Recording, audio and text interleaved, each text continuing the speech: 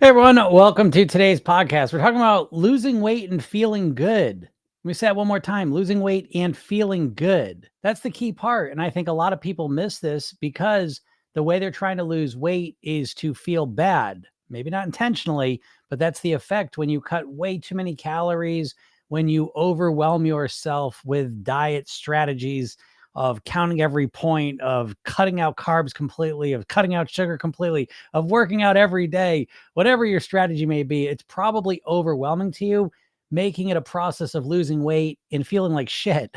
So we need to keep the feeling good part because it's the most important piece of the puzzle. If you don't feel good while you're losing the weight, you're never going to continue with it. I don't care what you think. You're never going to continue long term doing something that makes you feel bad.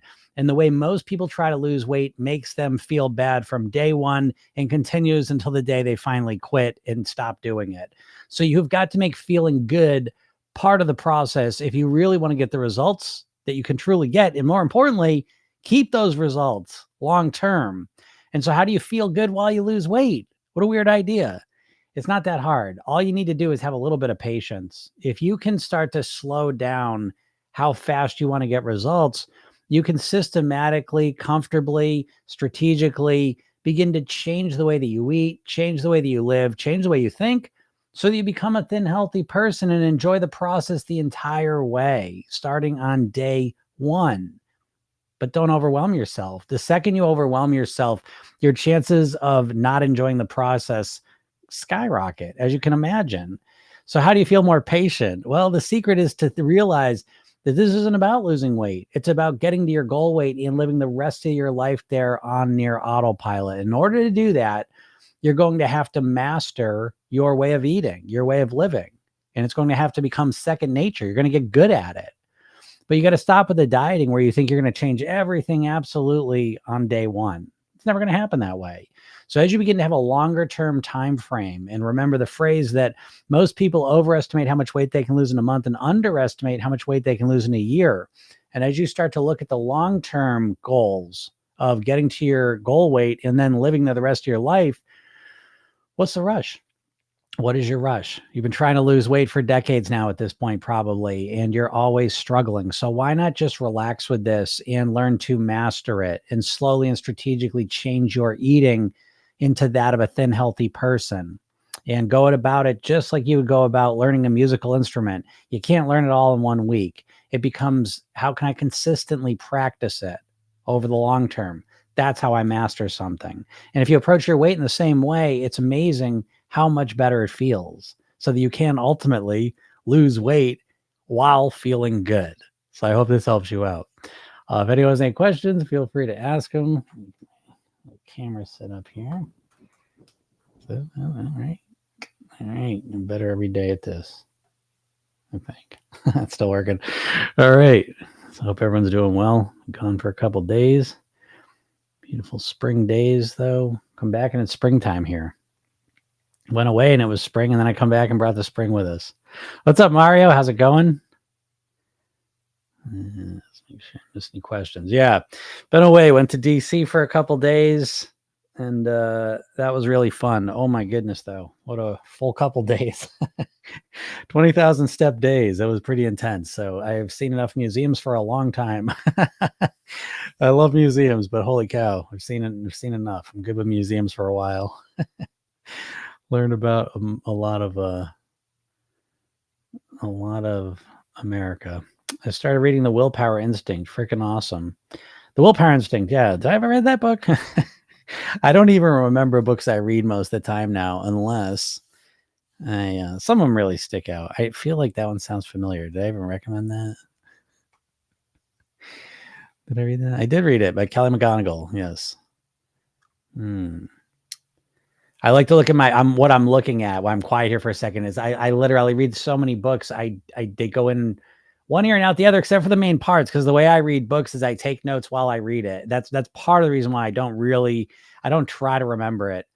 That's a whole thing on speed reading. I'm not gonna get into that right now. It was actually very helpful for me, but, yeah, Willpower Instinct was a good one now that I look at my notes of it. So yeah, I take notes on it and then I put them in my digital notebook so I can remember if I've actually read that book. And, yeah, One of the good things about that book, right? Willpower is actually 3 powers: I will, I won't, and I want. So that was a good one. That's a good book.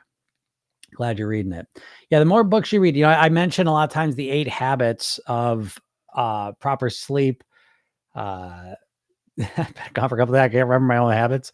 Proper sleep, proper hydration, relaxation, breathing, nourishment, movement, meditation, gratitude.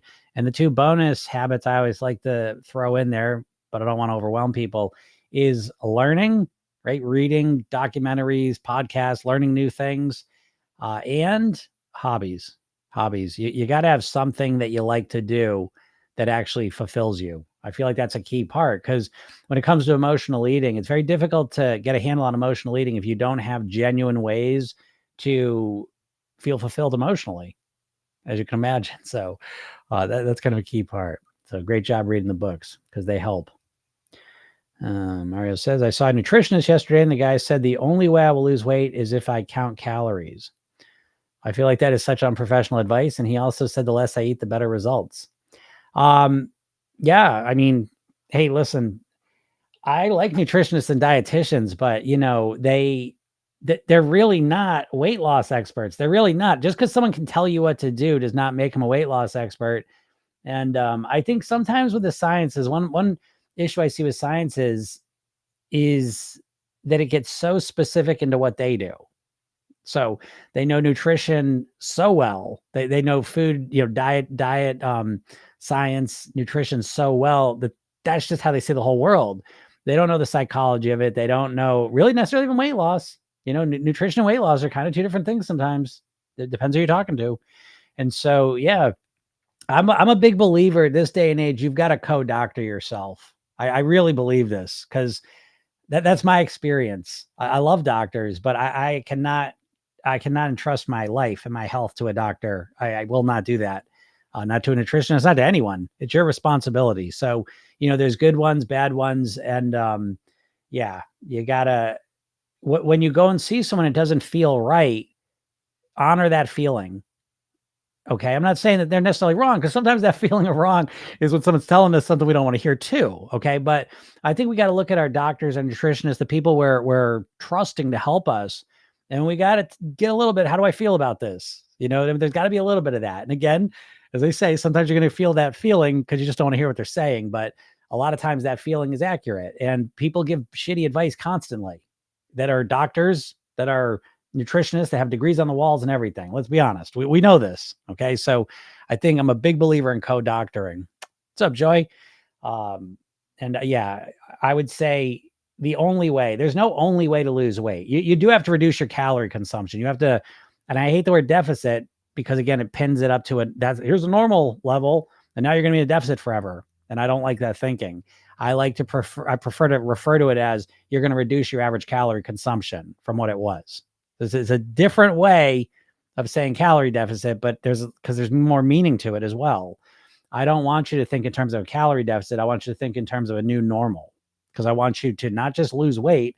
I want you to live at your goal weight forever on your autopilot. So I choose all these words very specifically, but very rarely is there you certainly do not need to count your calories to lose weight. Does it make it easier? Oh, perhaps, maybe. If it doesn't overwhelm you, maybe it does. This is what I'm trying to say, that there is no right or wrong with all this. There's so many ways to lose weight. There's 8 billion people on the planet. So, there's a lot of flexibility with how you want to do this. And that's why if you build and honor yourself and build your weight loss strategy, your weight mastery strategy around who you are, what works for you, I think you're going to get a lot further, because experts will all tell you different stuff. So anyways, I think that, the less I eat, the better the results. That's very interesting to hear that from a nutritionist. That's hard to believe. But can I tell you? Dude, says just you did. I know. I get the funny thing with the books, back to the books again, is like I get so into them while I'm reading them, and then usually they kind of fly out of my head, to be honest. Very rarely. If I read, so I usually read, I've slowed down a little bit the last couple months here, but typical year, I'm reading half a book to a book a week on average. And yeah, so while minimum, I'm all thinking about that. I'm loving them. And then usually when I'm done with them, they're out the out my head, unless except for a few special ones. Some of them stick in my head, really well. But that's why I take the notes on it, which is the greatest system in the world. I'll talk about speed reading someday, not today.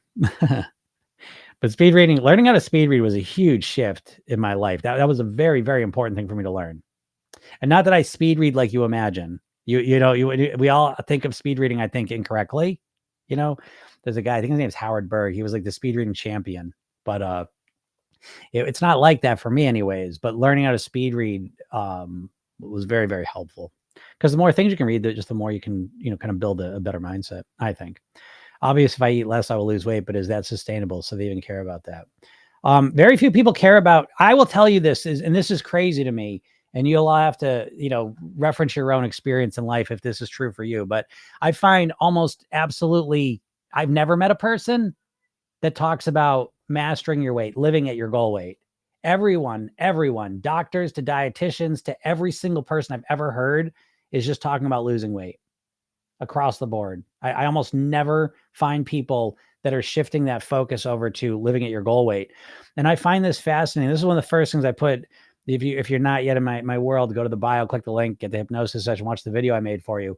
But in that video, I put up a graph because the way your weight loss works is that weight loss is just a phase.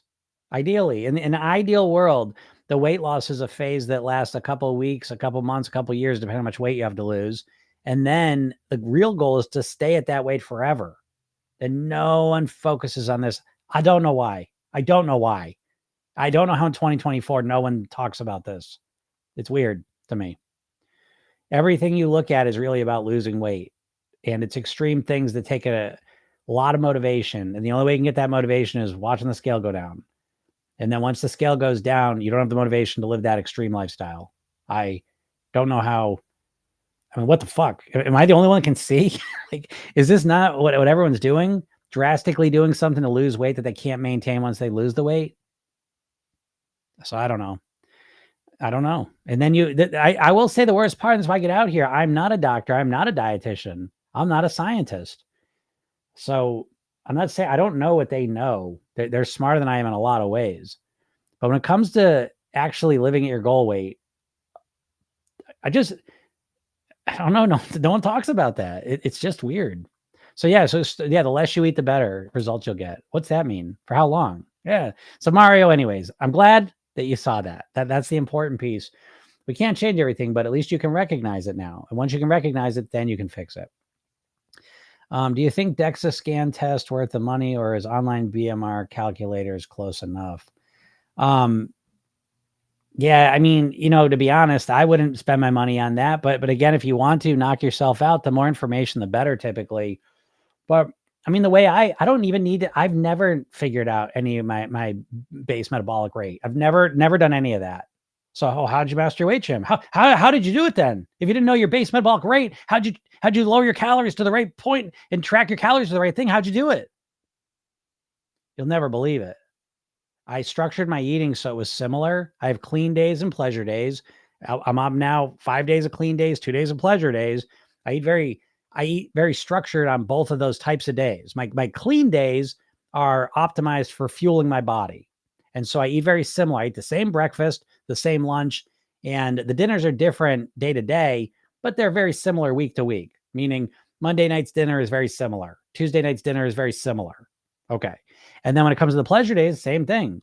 I eat breakfast and I eat dinner, and it's very similar breakfast each week and very similar dinners week to week. So what I've done is I've structured and stabilized my eating. And I did this 30 years ago. And once I stabilized and structured it, then I said, okay, where's my weight at? And I said, well, I want my weight to be lower. So then I went back to the eating and I said, okay, where could I most systematically cut calories out in the most comfortable way possible? Ta-da! And I've done that until I got to my goal weight. And now I eat that way. So, we can pull all the science into this that you need if you want. But I will tell you this, the more science and the more tracking calories and the more getting real finite into the details. And again, I'm not opposed to it, but it takes more mental energy, and that's less mental energy to get yourself to actually do the things that you got to do to get those numbers. So There's always, everything's good and bad. There's always a seesaw. So, my way, I put all of my energy into really structuring my eating. That's what your weight comes down to, folks. If you knew how to structure your eating, if you could control your eating, you'd control your weight. Your weight's a reflection of your eating. But you're doing drastic eating when you want to lose weight, and you're not thinking about your eating when you don't care about your weight. And you just keep flip-flopping between these two black and white states of being. I don't give a shit about what I eat. I care. I'm going to count every single calorie, and it's just nuts. So again, what I try to say is kind of that middle ground, a way you can kind of live this way forever. So that's why I'm programming yourself. Then you create an eating blueprint.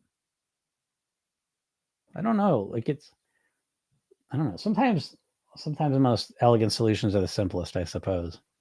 But so, yeah, I would not spend my money on a DEXA scan. What's a DEXA scan cost anyways?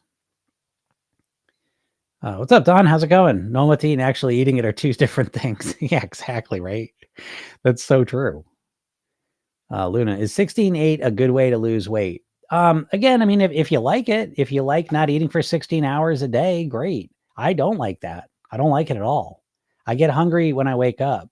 And so not eating till noon, I don't like it. That's just me. Could I get used to it? I suppose. I don't like it. I like eating breakfast. I like eating lunch. And I like eating dinner, but that's me. So you might like eating just 2 meals a day. So there's no real rules of weight loss other than what works for you. And you got to honor yourself. You know what I mean? So does 16-8 work? I don't know. I mean, I see some people it works great for, and a lot of people I see now, but I'm a bias though, because I get people it doesn't work for. They come to work with me. Okay. But what I see a lot of times, so I'm just going to put the other side of it. And I intermittent fast, by the way. So I think it's great to give your body a break from eating. Does it have to be 16 hours? Absolutely not. There's nothing magical about 16 hours. I usually fast 13, 14 hours a day, but I worked up to it, first of all, and it was very organic. It kind of evolved very naturally. And my goal, I did this 30 years ago before there was any intermittent fasting I knew of. And so I wanted to make a bigger space of not eating between when I went to bed and when I stopped eating, which was one of the greatest decisions I ever made in my life. So I think people put a lot of stress on themselves because listen, the whole fucking diet industry it's just a whole heap of bullshit because okay, so now you got to write an intermittent fasting book and you want to make money off of being the intermittent fasting doctor. And so now the only way you can lose weight is intermittent fasting. And now you got all the science that this is the only way because you need 16 hours of not eating. And I don't know, like it's pinned that way to make it seem like that's the only way. So you have to go buy his books and all the rest of it. And I think there's a lot of good stuff in that too. But I think the dieting mindset makes me like, that's the only way I can do it. I got to start tomorrow, 16-hour break. That's what I'm going to do. And it's overwhelming and you don't stick with it and you don't get any results. So again, 16-8, is it good? It depends. How do you feel about it? Test it out. Try it out. I love not eating for 13, 14 hours. I usually stop eating 6, 7 o'clock at night. I eat the next day, 7, 8 o'clock. So I'm right around, like I said, 13, 14 hours. But I love it. I love it. I love it. And it feels good for me. If I try to go to 16 hours, I wouldn't love it. So you see what I'm saying? Like I'm saying, bring some flexibility into experiment with it. Notice how it feels and then go from there. But don't let me or anyone else tell you like what the right or the wrong way to do it is. The right way is the way that kind of works for you that you can maintain. Because once you can maintain something, then you can build on it. Again, an idea no one ever thinks about, the idea that you need to get good at weight loss. You suck at it. Like that's why you're not good at it. And what kind of shit is it that you can do? Oh, you could be good at it, but you just need to do it. Like it's just weird. You don't need to just do it. You need to practice it and get better at it. And right now you're not. So the first step to getting good at something is getting consistent with it. You can't get good at, that's why you suck at dieting so much because you're overwhelming yourself because you value intensity over consistency. You overwhelm yourself. And then when you look back, you never do any of these diets long enough to get good at them. What does get good at them mean, by the way? It means coming up with the strategies that work for you, that make it more comfortable, the mindset that supports all that. And you never do it long enough to do that because you do crazy extreme things. And 16-8 is another example of that. If you typically eat, a lot of people follow an 8-16 schedule, right? Where they're eating for 16 hours and not eating for 8 hours because they're sleeping. And some people wake up in the middle of the night and eat then too. So, but a lot of people are eating 16 hours a day and not eating for 8 hours a day. And now what are they going to do? They're going to flip that around. That is a drastic shift in your life. And it's like, again, dieters don't give a shit. They don't even think about how drastic it is because they just want to lose weight and they can just do it because I don't know why. So, anyways, yeah, you got to find ways that work for you.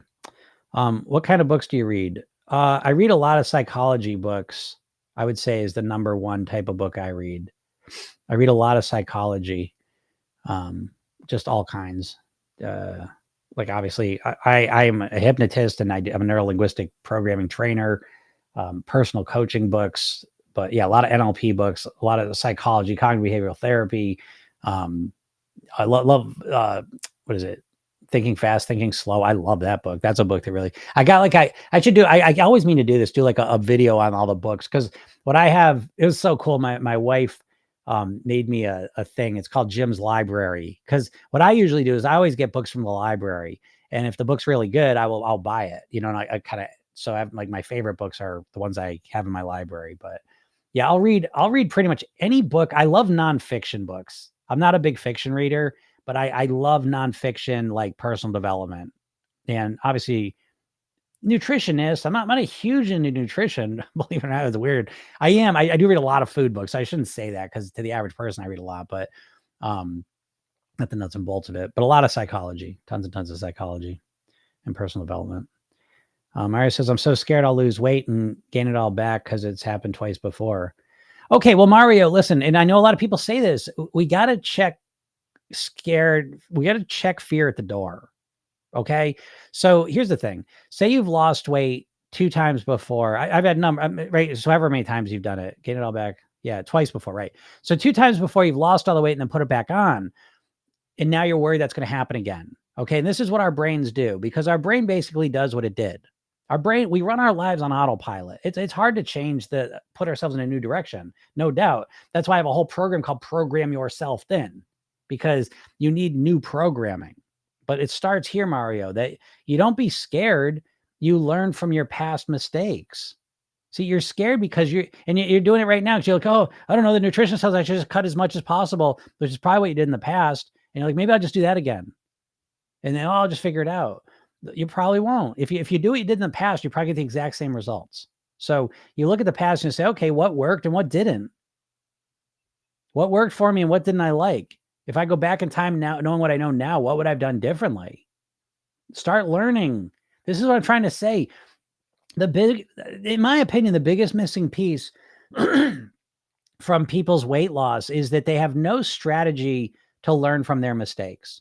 They don't approach weight loss as a learning process to begin with. They approach it. I don't even know how you describe this. If someone has a way to describe this, please write it in the comments. But most people seem to tell me, Jim, I know what I need to do. I just got to get myself to do it. And I said, well, what the fuck? Well, I don't even know what that means. I don't know what that means. What does it mean?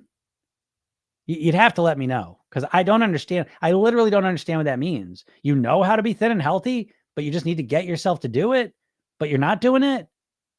Huh? What? I don't understand what that means. You either know how to do it or you don't. Right? I mean, really know how to do it. Now maybe someone goes, Jim, I can force myself to lose weight for a little while and then put it all back on. I just got to get myself to do it. Oh, I understand what that means. But I don't understand. I don't think if you are overweight, I'm going to assume it's because you do not know how to live like a thin, healthy person. I know how to live like a thin, healthy person. And I live that way. I don't know. So to me, it's a learning process, and no one approaches weight loss like a learning process. They approach it like they know, oh, I just got to cut the calories. No, Jim, you and all that mindset bullshit. I just got to cut the carbs out. Nah, Jim. I just got to do keto, Jim. No, screw you and the dumb hypnosis mindset structure you're reading. What are you talking about? You got to cut carbs out, Jim. That's what you got to do. I get people tell me shit all the time. As someone I wrote, The 8 Habits, he goes, proper breathing, crazy face. Like, are you asshole? Like, you think you breathe proper? It's like someone says proper. You know what? I shouldn't do that because I did that when I was 19. I was obnoxious. I remember learning about proper breathing. I was like, I think I know how to breathe. I didn't. I didn't know how to properly breathe. You probably don't either, unless you studied breathing. You probably breathe like an American. And I love America. I'm all hyped up on America. I will tell you, I was in DC for 4 days. I went to all the things. It was very exciting. It was good. It was a lot of good stuff. It was a nice. I used to go to school down there, so I've been down there, but I don't know. It just hit me different. I haven't been there in like 30 years, and it was yeah, I feel real inspired as a patriot and as an American. I really do. It was good because it's a lot of stories. Made me fired up. But Americans, in terms of the health part of it, we're not so good with that part. You know what I mean? I guess everything's good and bad in America too. But how the hell did I get there? Anyways, Don says that's why each pound I focus on that for a bit, then I go for more. Yeah, I think that's smart, Don. I think that's a smart way to do it. Yeah, it says it's the guy and the elephant trying to get it to go where he wants. Eventually, the elephant will win. Yeah, exactly. And what Deanna is referring to is something you'll see if you have not gone and watched the video I made for you. You should go watch it because you don't have any idea how to lose weight for good. I don't think you will. I tell you another thing I did this week. Not only did I get a big old full serving of America in my life for 4 days that I enjoyed. But one of the other best parts of my vacation was we took the train. It was a 7-hour train ride, and 5 of us went down, so I had to sit by myself. And I just got to listen to music and sleep. It's wonderful. And just think about things. And one of the things I thought about is like if you don't understand hypnosis, like if you don't understand what hypnosis is, you are in big trouble. I truly believe this because if you don't understand hypnosis at all, you don't really understand how your mind works. Which is to say, if you're watching this, there's a good chance in your life that there's something you want to do or can't stop yourself from doing. And you don't know why. Because if you don't know hypnosis, the only way you really have to change your behavior is willpower. And how's that working for you in the areas of your life that you're struggling with?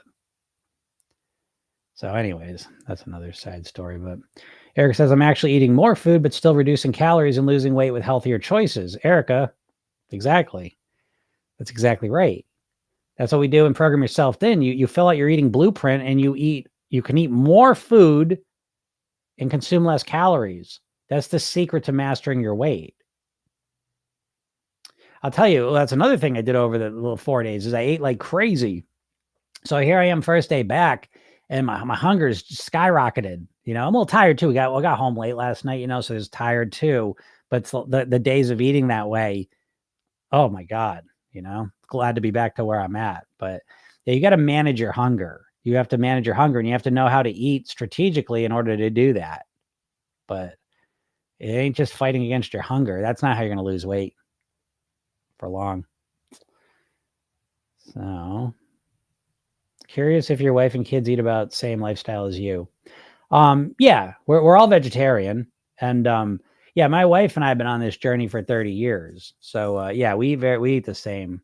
My kids eat more bullshit than I do, like junk food and stuff, I don't really eat much junk food, processed food. They don't eat a ton of it. I want to be clear, but I let them. To me, I've always said this. This was back in the day. You wouldn't. This is a weird reference, probably, but when I was growing up, there was a guy named, I think his name was Todd Malkovich, if I'm not mistaken. But his dad raised him to be like a NFL quarterback, and like he had like coaches and dietitians and like everything from the time he was born. And long story short, he was always like, this was back in the day. So he's probably the same age as I am, but I remember reading back in high school, and it's like he'd never gone to McDonald's and whatever. Anyways, long story short, he went to college, cocaine addict, and a lot of drug issues and all the rest of it.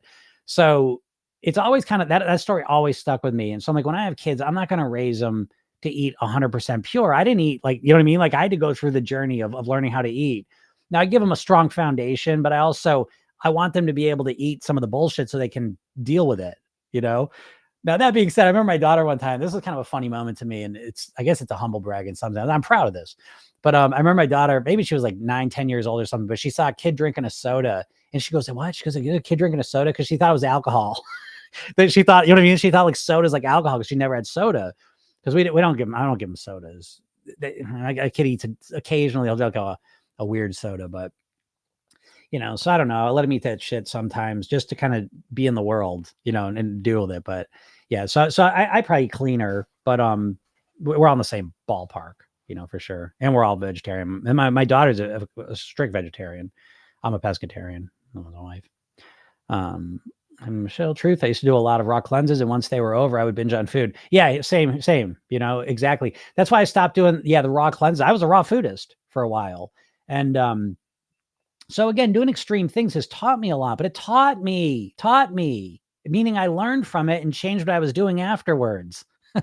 Dieters, Christ, they're stuck in the same hamster wheel for 40 years, 50 years, 100 years. Some people just do it their whole lives now. You've got to learn what didn't work and change it. I mean, I know I say this all the time, but keto, keto, really? What, just because it's in its new zombie form? You didn't realize you didn't want to do it back when it was Atkins, and then when it was paleo, and now it's keto? Yeah, I mean, what the shit? Are you really holding out for the Monday you wake up and you don't eat carbs ever again? Is that your plan? And this is just dieters. Dieters aren't thinking, to be honest, because this is why I say you got to understand hypnosis, because dieters are in a hypnotic trance. How else would you describe the behavior of doing the same shit that doesn't work for 50 years? It's weird. It's a weird behavior. So yeah. The cleanses, the challenges, the diets, and then going back to normal. I mean, how many times can you do that? Wake the fuck up. It doesn't work. That's what I get out here trying to tell you. You got to stop thinking about the process of dieting and start thinking about the process of living at your goal weight. And they're not the same. This is, my mom was crazy with the nutrition stuff, and it backfired once we were teens and had driver's license and could go get fast food. Exactly. So that's 100% the strategy I use. I never like to be authoritarian, like you can't have that. Don't get me wrong. I share my views sometimes, but I want to let them do what they want to do, and I'll let them know, but you can't really control people, I don't find, through force. So I definitely let them kind of do their thing and whatever. And they manage it. And I think they manage it pretty well, so I'm pretty happy with all that. So it seems to be working pretty well. I'm amazed at how many people don't know how to eat for nourishment, a reflection of our society. Oh, absolutely. It's so true. It's just crazy. People don't eat for nourishment.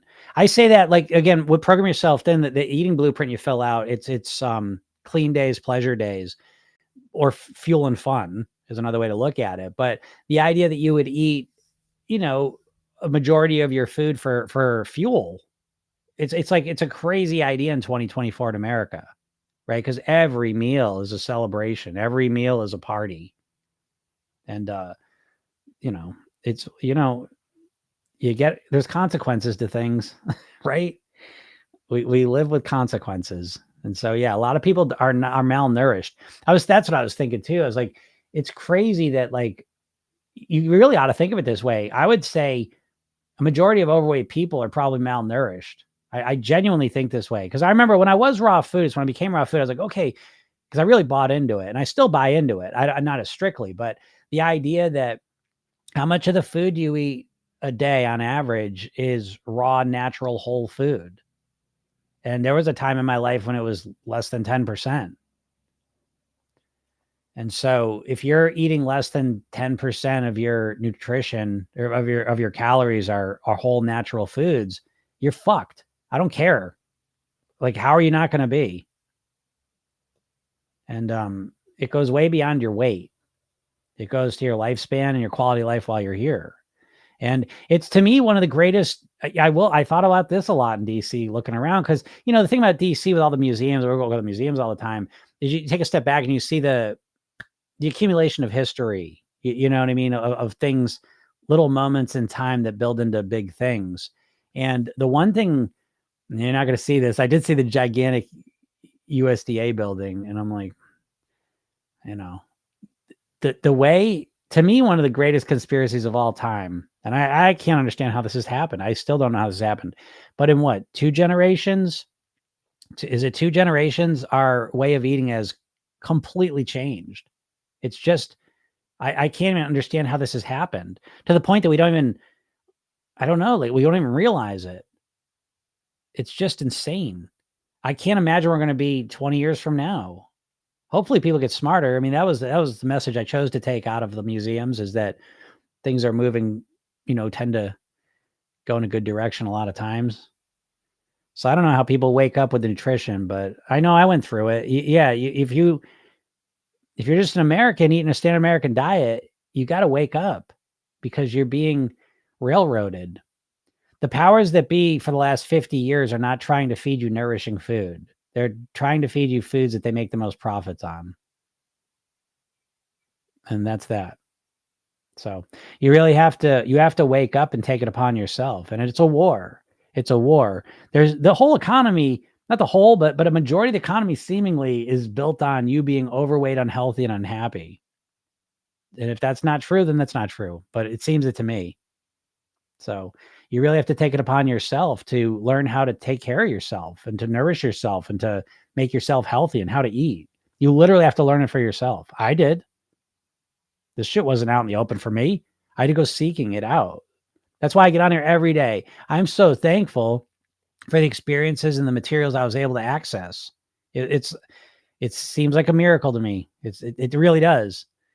It's funny that was another thing. Again, it was very reflective a couple days for me because I went to college out there and I drove by the college and I was like, geez, it just can't, because that's where the transition for me kind of started. And it's hard to believe how I started with this. I was an asshole. If you're eating a salad in front of me, I would have been the person making fun of you for it. I was eating McDonald's and soda and bullshit. And that's just what I thought was the cool thing to do. And I was obnoxious and ignorant. And now I understand food 180 degrees different. And that's a huge part of my ability to maintain my weight, as you can imagine, is the ability to understand food differently. So yeah, you gotta educate yourself or you might die early. My dad died at 54 of a heart attack. So this is life and death. Your motivation to want to wear a bathing suit to the beach, but this is probably going to be the thing that dictates how long you're alive for is what you consistently put in your mouth, And we don't think of it that way. What was your light bulb moment to lose 30 years ago? That's a great question. The light bulb moment, it didn't feel like a moment. There wasn't like a moment, like a single moment in time. There was a accumulated moment in time. And I've told this story before, and it's like, I guess I'm in the mood to think about it now. But 30 years ago, I was in a real hard spot. I was 50 pounds heavier. I was a blackout binge drinker multiple times a week. I was just emotionally, I was just out of control. Like, really, it's not hard to figure it out. My father died when I was 9, and I never dealt with any of that. My mom is the greatest mom on the planet. She wasn't a therapist. She didn't come from that world. And so her way of dealing was, I don't want you to be unhappy, So I'm thankful for that, but there was also a repercussion from that. I didn't know how to deal with the emotions. And so I was basically trying to numb myself, drinking, eating, doing crazy shit. And, I took a semester off from college, and during that couple months off, I was exposed. I say this story all the time because this really is true. This is really what happened. During that time, I was exposed to Tony Robbins, personal development, yoga, meditation, martial arts, guitar, and yoga, amongst other things. And so it was a combination of all those things that helped me see things differently, and they all were important. So it was really just kind of waking up. It felt like a waking up. And I think one of the big parts I will tell you is this, that I don't know when it dawned on me, but at some point it dawned on me, I was like, holy shit, I really want to lose weight. I was like, all I did was think about my dad dying. I mean, I was obsessed with that back at the time for a lot of reasons. And I was like, I can't believe I'm going on the same path. I think that was part of it, realizing that. And that's what the hypnosis, that we're not conscious creatures. Folks, if you were conscious, you would just do the right shit. You would already eat better. You'd lose weight. You're not a conscious creature primarily. You're subconscious.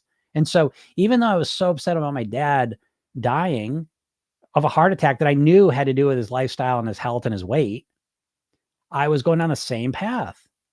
And I think that was because I remember one time going home, and I was listening to Tony Robbins at the time. And I remember going back to like my family, and I was like, you can change your life. You can actually be different. And that was like such a profound moment for me, that you can actually change, and you really can. And I think that was a light bulb moment for me. Because I remember hearing that. And I know it sounds silly now, like it's for my brain to think of it now. It's like so commonplace. That's what was interesting going back to this college. Cause I entered that college as one version of me, and I was only there for 2 years, but I entered as one version of me. And halfway through my second year, I started to switch. And that started it. But then it took another year to get to that point where I had all those experiences. And so anyways, here I sit in front of you. What if I struggle with meditating and visualizing myself as thin as I've never been thin? That's a great question. And the answer to that is to not, the visualization, the meditation should be less visual about what you look like, and it should be more about how you're going to feel. And so you've already had the feelings, you've had all the feelings that you want to have more of. Okay. So make it less about seeing yourself being thin and make more of it about connecting to yourself, feeling relaxed, calm, successful, happy, healthy, these things. You know what those feelings and emotions are. You've had them. You may not have attached them to your weight and your health and your, where you're at physically, but if you start to think in terms of feelings, I think you'll utilize the meditation, the visualization a lot more than just trying to imagine yourself as a thin person. That's a piece of it too, a little bit, but it's much more about how you feel on the inside: calm, relaxed, centered, grounded, healthy, happy, and all the other things you want to feel. Memes friend says, for fun, I wrote instructions on how to feed me if I was found by aliens. LOL, worked perfectly. That's pretty cool. That's a really cool. I love that idea. That's a good one. How to feed me. That's so good. Yeah, if I was found by aliens, that's a cool one. Good job with that. I've never heard that before, and that's a really cool thing. I like that. Spencer's insane doing the same thing over, expecting a different result. Yeah, exactly. Dieters are the most insane people ever. Then, if we go by that definition, I mean this. I mean, dieters got to wake the fuck up. I love you all, but stop it with the dieting. Jesus Christ. If you're trying to start another keto plan next Monday, it's next Monday now, right? Because the diet mindset, what are you going to start your diet on a Wednesday or Thursday? I don't think so.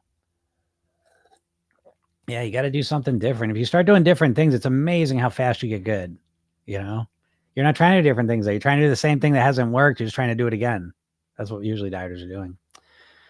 If you don't understand it, you never experienced it. Yeah. That's kind of true.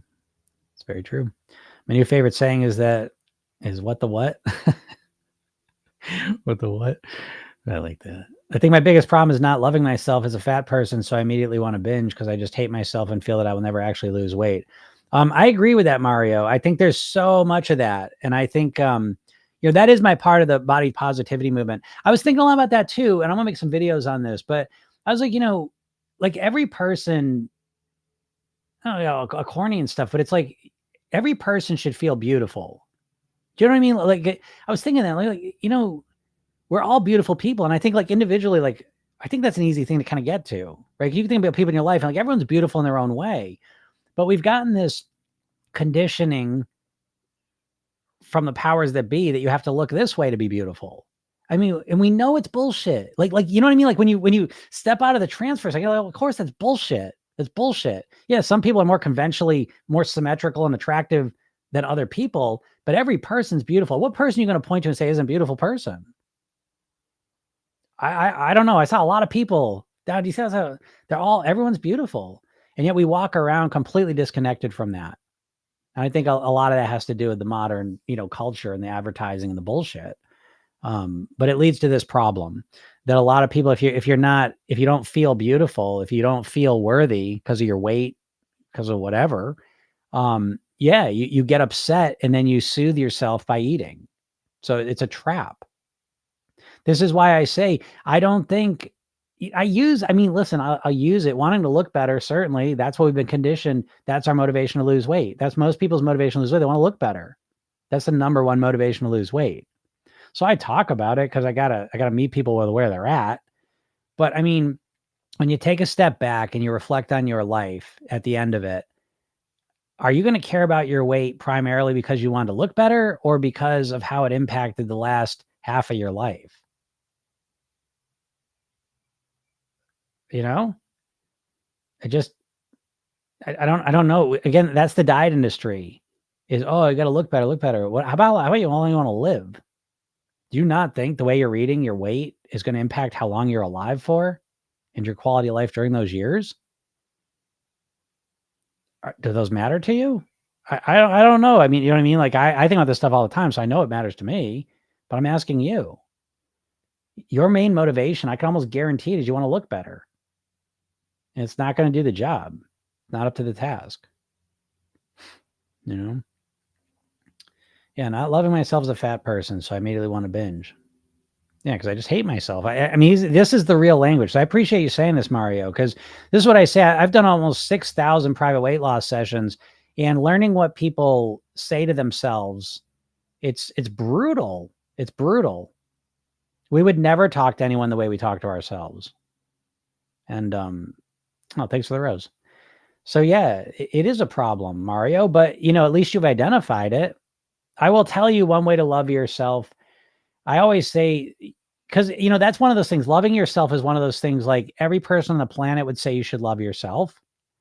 But then on the other hand, a lot of people struggle to love themselves. So it's, what I mean? It's one of those weird things where everyone gives it lip service, but they don't know how to do it. Do you really love yourself? Really? If you're overweight, there's a good chance you don't. So how do you feel genuine love for your body? It's hard because you've been hating how your body looks for your whole life. It's hard to all of a sudden love it. And you're right, Mario, that is a real problem. One way to love it, I will say this is a way to kind of get in the ballpark of feeling genuine love for your, because again, a lot of people do the love myself thing, almost like affirmations, like, oh yeah, I love my body. Bullshit. They don't really. They're just bullshitting themselves. They don't feel love for their body. So that's because you're trying to feel love for your body with how it looks. So if you really want to feel love for your body, one way to do it that works pretty well is to focus on the functional aspects of your body. So meaning, you don't, a lot of times we take things for granted, but like if you can see, you appreciate your eyes. And if you don't appreciate them, think about someone who can't see. Appreciate the fact that you can walk. If you can walk, appreciate your legs, that they can move you. Appreciate your hands and your arms. People don't have hands and arms. So again, this is a way to kind of get to a genuine sense of love for your body, but it also lets you know just how toxic our relationships are with our own body a lot of times. Again, American culture is good and bad. But one of the bad parts is how it conditions us to feel like shit about ourselves, no matter what. And by the way, it's an epidemic, because I work with a lot of people that you would look at and say, oh, they're at their goal weight, they're an attractive person. And you talk to them and they're just as tortured as someone who's 200 pounds overweight. It's like everyone's struggling with this. Everyone feels less than with their body. You got to step out of that and really start to step into who you are as a person and start loving yourself. And I know, I don't like to say flippant things like that. So Mario, what I would say is that you do some of this, focus on the functional aspects of your body and start appreciating those and be thankful and grateful. That's why I say, with the habits that I talk about, the last one's gratitude. And I find most people are lacking in gratitude, and it's directly impacting your weight. The more grateful you feel in general, and the more grateful you are specifically about your body and who you are as a person, I think the easier the weight loss is. But I think you're right, Mario. I think all those things are true. So I'm glad you say those, because I think a lot of people can relate to that. Okay, so I keep binge eating. What can I do? When you're binge eating, the first step is to understand what's triggering it. So the last time we were binge eating, what happened 5 minutes before you started binge eating? Where was your hunger at? How hungry were you? And where were you at emotionally, right? Were you dealing with some emotion, some intense emotion that you didn't know how to deal with? And, or it was just a habit. It's like, oh, it was 8:00 at night again. That's when I just start binging. Okay. But usually those three, either or, right? So it could be all three of them together. It could be just one of them, but you want to start understanding what triggers the binges, because it's hard to resolve something if you don't know what's causing it. And a lot of people don't have any clue. It's like, I just binge eat. Well, so what are you going to do? I just have to stop binge eating. Well, if you don't understand what if it's because you're over restricting you're getting yourself starving, well, then you can't just stop. You're not going to fight against your whole body that wants food. Instead, you prevent it by not over restricting. If it's something emotional, you figure out what the emotions are and work to feel them genuinely. If it's habitual, then you work on changing your habits up strategically. So the first step really is adding awareness to it. Okay. And then if you figure out the awareness and you start to understand what was going on 5 minutes before you binged, then you come back on these lives and ask me. Now you have a more specific question to ask. You say, oh, geez, when I get really, really hungry, when I'm absolutely starving, I keep binging. And I say, well, stop getting really starving, and okay, it's a lot. Now we can deal with it. But just binging is so vague in general that it's hard to come up with a real answer. Oh, they removes in storage. How's it going? Kale, you always say what I need to hear to get out of my funk. This shit is hard. It is hard, right? It is hard. I no doubt about that. It gets easier, but it's always hard. I mean, I went for 4 days and ate like shit. And it's like, I'm feeling it now. Like I'm like, get my head back. I'm hungry. You know what I mean? Like I got to get myself back on track again. Now I've done this so many times, I'm good at it. So it's a lot easier for me. Just like everything, right? I play the guitar. So it's like when I first played the guitar, I used to take my fingers and put them on the strings, like with my other hand.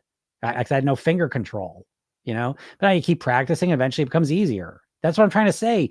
Like if you start approaching your weight mastery as something you're learning and practicing and training yourself to do, it's completely different. I was thinking this the other day. This is actually a video. I'm going to write this down real quick, but you get to hear it first. Let's write this one down.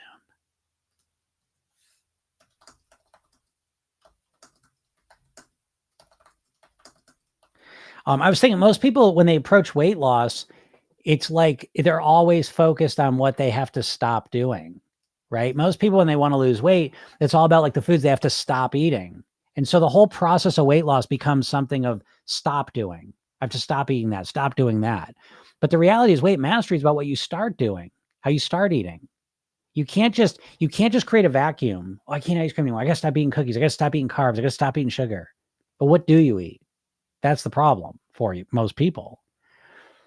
So yeah, but I'm glad I can help you with that, because that's what I know. I know how it is. I mean, I've been the same way. I mean, I've got the eating thing and that shit's down pretty much, but I work on other stuff and it's like sometimes I'm in a funk. You know what I mean? It's like, but one thing is I've learned from this personally and working with so many clients is like sometimes you can be in the shittiest mood and like all of a sudden like you could just hear something or see something or think something and you could change it so fast. And it's cool when that happens. That happens to me, spontaneously. I'm just like, wow, it's crazy how much our moods, because a lot of what we do in Program Yourself Thin is state management. How do you manage how you feel? Again, have you learned how to do any of that? You don't necessarily even have to be that good at it, because you realize you're starting at absolute zero.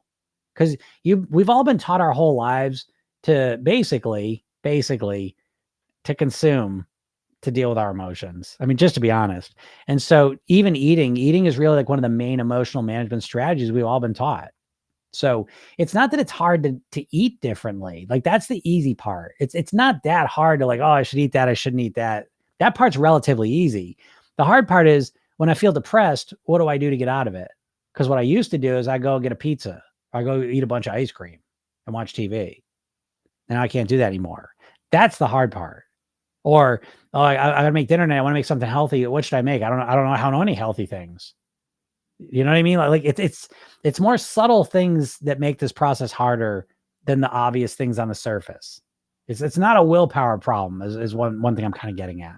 There's more to it. So understand that it's hard. And again, you're never hearing that because all you ever hear about with weight loss is bullshit marketing.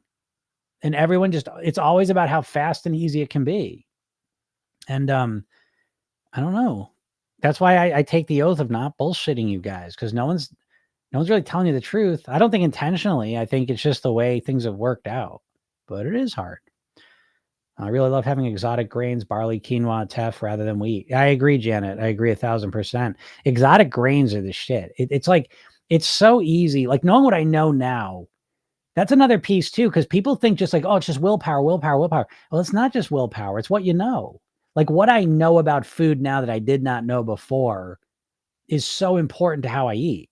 Like I'm making good food decisions, not just because of willpower. I've educated myself and that influences my cravings, my desires for food, all the rest of it. But yeah, you're totally right. Experimenting with exotic grains, fruits, vegetables, greens, beans, like it's so easy. It's natural Ozempic. It's natural Ozempic. And I it feels that way. And you're not doing it. You're not eating a lot of fiber. I know you're not. And so once you start eating a lot of fiber, you're going to be shocked at how much fuller you are. People walking around overweight a lot of times are malnourished. You're starving and overweight. What a weird combo, right? But very common. So yeah, start experimenting with exotic grains and you'll be shocked.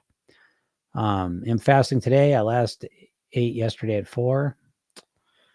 All right. Sarah says, my grandma turns 100 today. She attributes her health to eating food from the family farm growing up. Yeah, agreed. Yeah, food was healthier back in the day. There's no doubt about it. No doubt. All of it, the fruits, the vegetables, the meats, all of it was healthier. Factory farming, corporate interest in food has not been a great thing. So I think we can all agree with that. So the more local you can get your food from, the better. It's always on a spectrum. That's why I'm not a black or white thinker. And you're like, oh, should I eat this? Should I not that? It's is it better? And so we start off with a kind of processed junk food, fast food as the worst, and then we work our way up to like probably farm raised food. You know what I mean? Like that you're eating right away. So what were the exotic grains mentioned? The exotic grains were barley, quinoa, teff, did you write quinoa? Yeah, quinoa, barley, teff. What else is there? Is there anything else? I mean, brown rice. Yeah, I just tried teff somewhat recently too.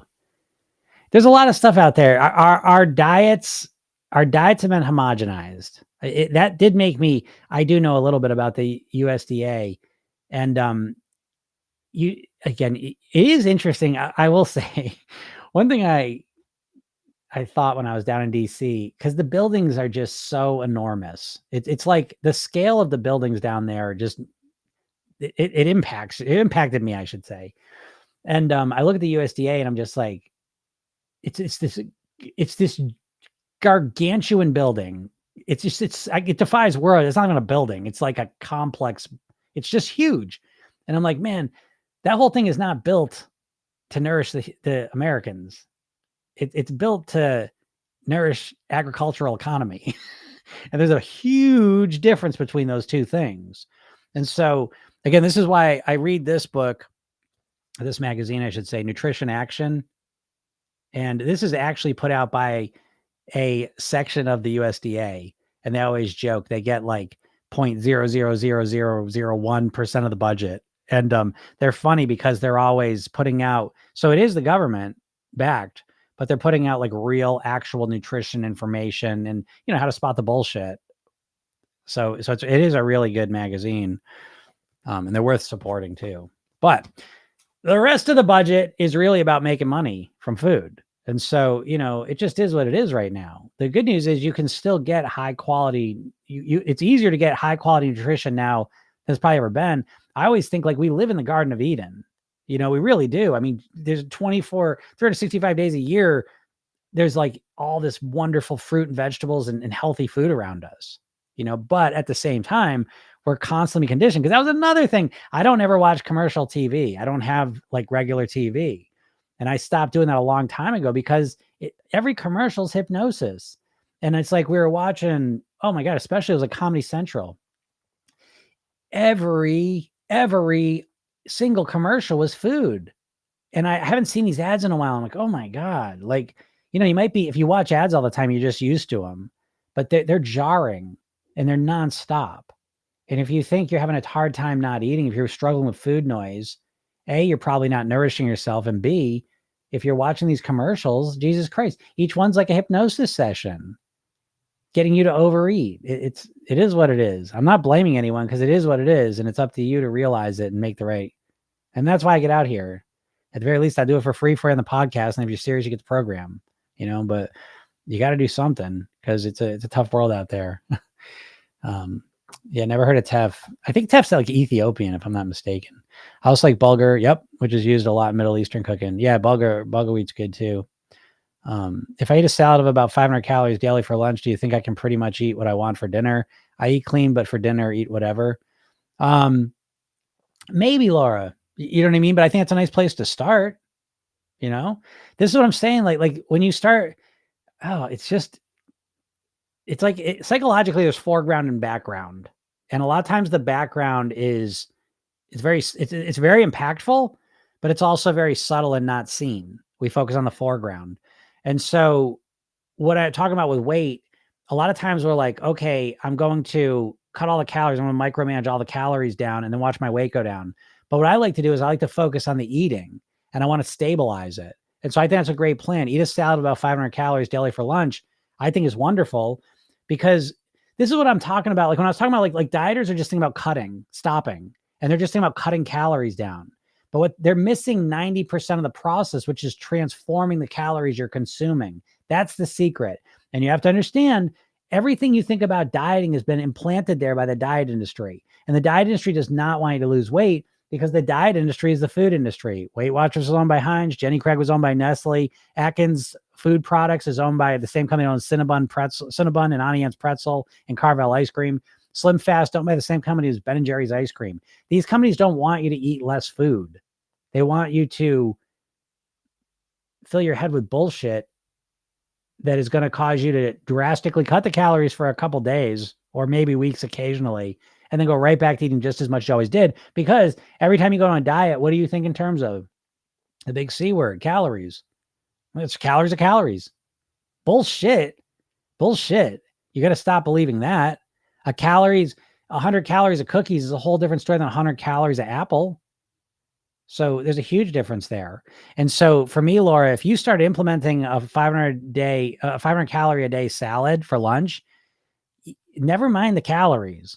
What you're going to be shocked with after about 2 or 3 weeks is how satisfied you feel, because you're going to probably up your fiber by 100, 200% by doing that.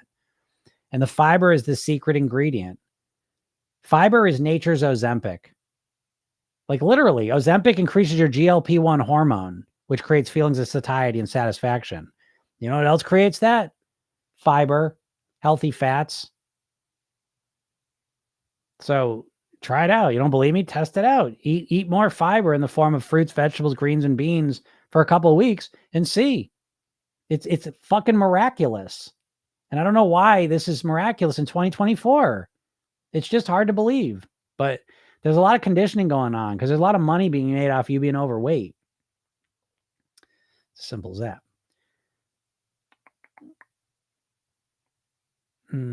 What is your zodiac sign? I'm a Libra. People are massively getting programmed on a surface level. Absolutely. Eating healthy is so hard when I'm going out with friends or even family. Every social event involves fast food and drinking, etc. Yep. Half my family is Greek, so I think you can imagine how food obsessed we can be. Yeah, no, I was right there. I always say that it's a tough combination, like being standard American diet and being Greek. And I consider those two very difficult things. And on top of it, my dad, I always reference him. My dad, who I looked at, I love my dad so much. And so he was always known as an eater. Like people would not a foodie necessarily. He wasn't like a fancy food guy, but he loved like good food. And he was known as an eater. That was like his main way of, so he didn't really drink much. You know what I mean? He was just, that's what he is, an eater. So I had those big three come and get at me. It was a big challenge, because I wanted to be like him. So even from a young age, I just always eat like a lot of crazy shit because I want to be like him, make him proud and all the rest of it. I like eat food too. And then obviously Greek, everything's about food. And then America, obviously everything's about shitty food, And so, yeah, it's a combo. So I get it, Mario. I know it's hard. I'm not saying it's easy. But I know what you're trying to do, Mario, is because you're trying to do this black or white approach though, so it's like eating healthy is so hard is the statement. But what we say that as if eating healthy, there's just one way to do it. Because Mario, I know your way of eating healthy is like some drastic diet you do where you're trying to eat 1,200 calories a day or not eat any carbs, or it's something drastic. And that's why it's so hard, because you're just jumping right in on day one, trying to do it perfectly. So yeah, that's going to be hard. It's a lot easier when you start making strategic, systematic improvements to how you eat, how you live, how you go out. It starts with, it involves fast food and drinking. So if it involves fast food and drinking, the first step is, how can I cut the alcohol down? How can I cut the fast food down? That's what I would suggest. Can you give an example of what you eat on a clean day and then a pleasure day? Yeah, sure. Clean days, usually Monday through Friday, I have the same breakfast, which is usually Ezekiel toast, which is sprouted toast instead of flour toast. I'll have a piece of that with natural peanut butter, an apple with peanut butter. That's breakfast. And then I drink a bunch of water. Then for lunch, I will have a giant salad, which you can look on TikTok. You can see I put on the pin thing so you can see how I prepare my salads. It's a big bowl, giant bowl full of salad. And there's all kinds of greens in it, like baby spinach, arugula, Swiss chard. I forget. There's like 5 or 6 different kinds of greens in there, all small leaf greens. Okay, so those are the healthiest ones. Then I'll put 6 to 7 fruits and vegetables in there and ingredients. Protein wise, I'll use chickpeas or egg whites. Then put dressing. So that's kind of a typical salad I'll have Monday through Thursday.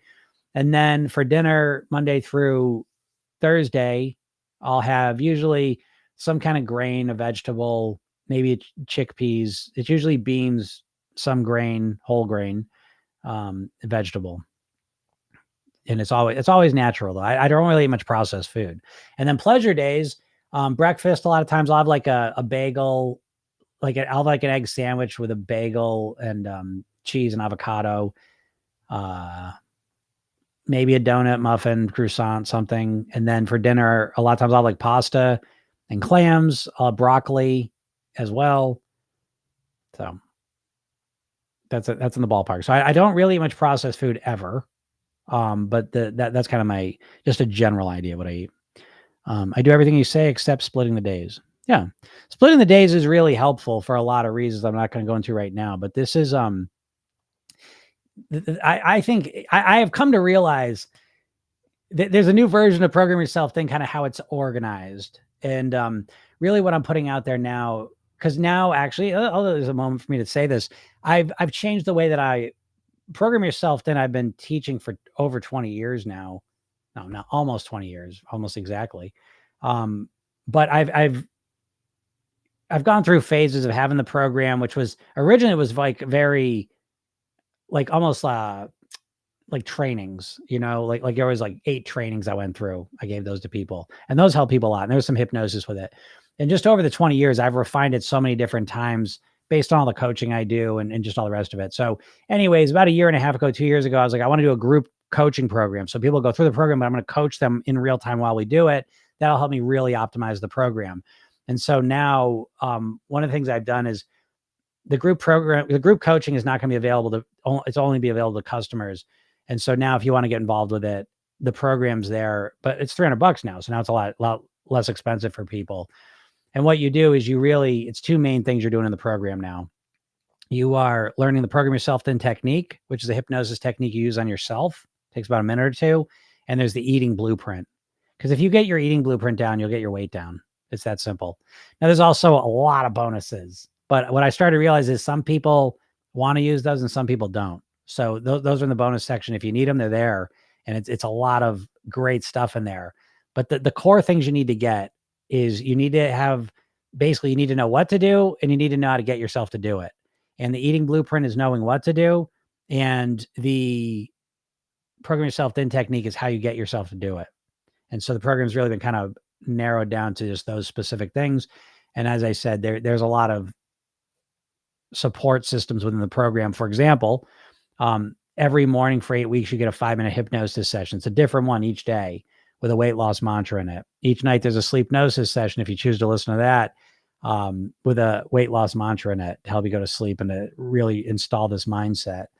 So anyways, I don't want to go through any more of that, but that's kind of exciting. And you'll hear a lot more about that as we move forward. And I guarantee it. How about that? That's the cool thing too. With that program, it's guaranteed. I guarantee if you use the program, you'll get good results. And if you don't, I'll refund you your money. How often does he go live? I go live every weekday. No one talks about weight mastery as much as I do. Is this true? I don't know. I don't see anyone that can. I'm obsessed with this stuff, folks. Joey says, do you eat any eggs? I do eat eggs. I eat eggs. I usually eat about 4 eggs a week. Well, I eat egg whites most days, but I only eat the full egg on the weekends, usually. What's up, Bree? After my pleasure days, it takes 3 more days to get back to a full clean day. Any advice on this? Yes, Bree. That's normal and it's okay. Okay. Because you're getting good at it. You're getting better at it. That's totally common. I used to struggle. Me too. On my Mondays were kind of tough. And so it's a combination, a little bit of cleaning up the pleasure day a little bit more and getting yourself in the right state of mind Monday to kind of kick it in and be well prepared Monday to get right up back on track. But Bree, I'm telling you, and I know it's frustrating. I this is the biggest challenge people have, is that they don't want to do the pleasure day because, I'm going to get back on track. But listen to me. The number one skill of weight mastery is the ability to get back on track quickly. And if you're a dieter, you suck at this because you never practice it. So Program Yourself Thin, every single week we're practicing getting back on track. And this is the most important thing in the world because as far as I know, my program is the only one I ever hear this of consistently. And I just had a call with someone today. We were talking about this. They went away for 2 weeks. They had 2 weeks of vacation. They went away the last week of it, and they come back, and they're kind of off track during the vacation. But she goes, I got back, and I was right back on track day one, Monday, right back on track, and I couldn't wait to get back on track on top of it. And so same with me, right? I was out of control last 4 days. Here I am though, right back on track. I'm not as clean today as I would be on an average Monday, and I know even today's a Wednesday, but this is kind of like I'm kicking back into clean Wednesday here. So Bree, just keep practicing, okay? Because you're kind of new to it, okay? So you'll get better and better at it, and that's my main thing. But yeah, start to clean up. So for me, my last Sunday's my last pleasure day. Monday's my first clean day. So Sundays I have kind of optimized. I know what foods I can eat. I don't eat as much sugar on Sunday night. Sugar I find to be a challenge. Like if I eat a lot of sugar, it's harder for me to get back on track. Even carbs, certain carbs are okay. So I guess what I'm saying to you is start to pay attention to which foods make it harder to get back on track and clean and which foods make it easier, and use that. And then Monday, make sure you got a rock solid plan that Monday comes around, you're ready to go. Because what I noticed, what really mattered for me a lot was making sure I had the stuff for my salad on Monday. That was the key thing. And so I got really good at the logistics of making sure I had the right stuff in my house when Monday came around. So start to break that apart a little bit and see what would make it easier. That's the question I want to ask. But keep going, Bri. I'm proud of you because that's the hardest part. People do 5 clean days and they say, oh, shit, I'm just going to keep this going. I want to ruin it. But what you don't realize is you got to stop thinking like streaks, like a dieter. Because, yeah, you might start off 2 weeks on track perfect, and then you get off track and never to be seen again for another year on your plan, So, again, you're doing very important work there, Bri. Even though it's a little frustrating to get back on track, you want to get back quicker, but that's what you focus on. That's what you work on. You'll get better at it. I promise you. All right. Longevity Diva says, loving this so much. You're spot on. Thank you. I appreciate you saying that. Let's see here. My dad says moderation kills. I'm showing him this visit that it can be done in a healthy manner. Yeah, okay. Your dad's a tough one, it sounds like, to be around. Moderation kills. What does that mean? I don't even know what that means. Is that the abstinence model? He was shocked when I had ice cream with him on weekend and switched to berries on weekday. Yeah. Good for you, Erica. I'm proud of you. And it's little things like that I don't know. Sometimes it's the little stuff like that makes this whole process so delicious, right? How good did it feel to do that in front of someone? That's what I'm saying. It's not a dieting thing, and it throws people off because you start to see too, dieters are so black or white, so rigid in their thinking. There's no flexibility in their plan and their approach, which is why they get such shitty results. But great job. Yeah, having the ice cream and then switching over to berries. That good for you. I know that felt good. And that's the good feeling that precedes the weight loss goals sometimes. It's just being able to be in control of when you're around people, being in control in a way that actually works for you and is sustainable. So that's wonderful. And moderation kills. That's a weird thing for him to say. Is he an abstinence guy? Is that why? Like you can never eat ice cream if you want to lose weight? Is that the deal? Because that's a weird one. Moderation kills. I don't even know if I've heard that before. It's very interesting. Listen, this makes me very sad because my dad is very similar to yours currently, and I wish I could somehow help him see that it's a problem. Mario, listen, the way you help him is you do you. You start taking control of your health and your eating and your lifestyle in a sustainable way. And you don't do the dieter thing. We all know the dieter. We all know because diets are so strict, you got to become hyper vigilant on your diet, and you can't help have that spill over to the people in your lives. And who likes to be around someone on a diet when you're not on a diet? No one. So the secret to that is that when you're making your changes, you keep it to yourself. You do it for you. You don't tell everyone you're doing it. I know it's hard to do that. I get that. You're excited and you're passionate about it, but you got to keep that shit to yourself and just start making slow, strategic, systematic changes. And you do it in a way that's comfortable and enjoyable, where you're still going out, people are still having a fun time, but you're changing how you're behaving. And then your body starts to change.